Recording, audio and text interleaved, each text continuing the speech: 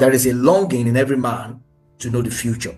So there is an inherent desire in every man, in every woman, to want to know times and seasons, to want to know the future. Unfortunately, some Christians, they do it the wrong way by going to people who will eventually destroy their future.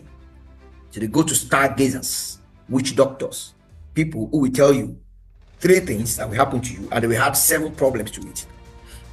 This kind of an attitude will expose you to demonic operations. So you must never, at any point in time, go to anyone to know your future other than God.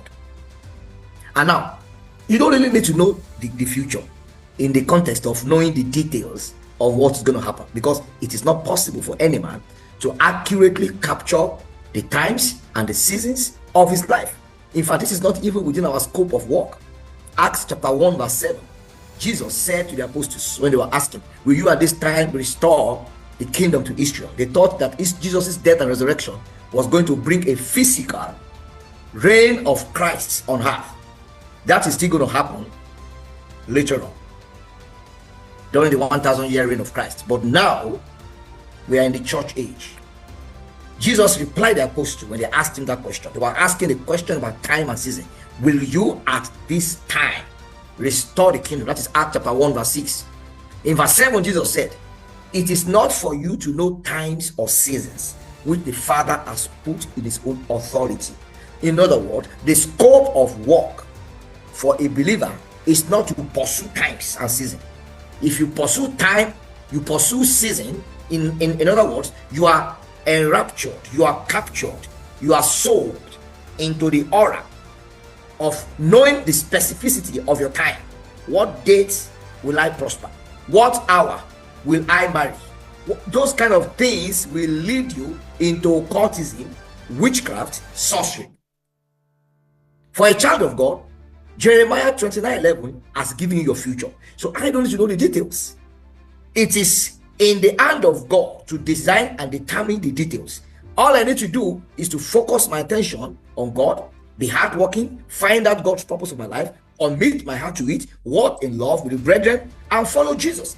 The minute details of my life, the date I will marry, the date I will meet someone who will give me money, the time I will meet someone who will open me up to a new business, the date I will meet someone who will tell me the color of my, all those minute details are not supposed to be my scope of work. God is the divine tailor, the divine fashion designer who sew the garments, the nitty-gritty of the garment of our life. God sews them together. Sometimes they appear to be blue in color.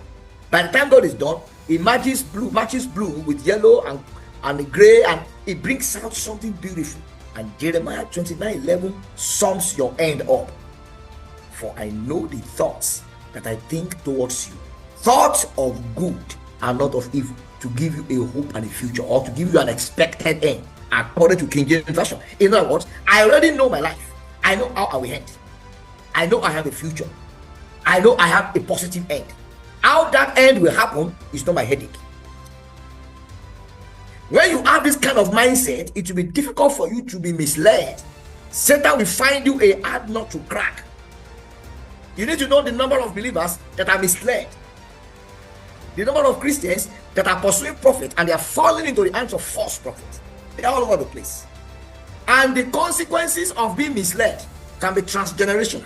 One error can transmit itself to the third and fourth generation. The father makes the same mistake, the son makes the same mistake, the son of the son makes the same mistake, the son of the son of the son. That thing can run through a generation. So I want to advise you not to pursue times and seasons. Don't make it a lifetime goal. I must know the time. I must know the season. Acts 1 verse 7 makes it abundantly clear. It is not for you to know times or seasons which the Father has put in his own authority. It is not part of our scope of work. 21 says, and it changes the times and seasons. He removes kings and set up kings. He gives wisdom unto the wise and knowledge to them that know understanding. Look at the first phrase. He changes the times and seasons. Men don't change times. I cannot change times. You cannot change seasons. The he there is God. He is the one that can change time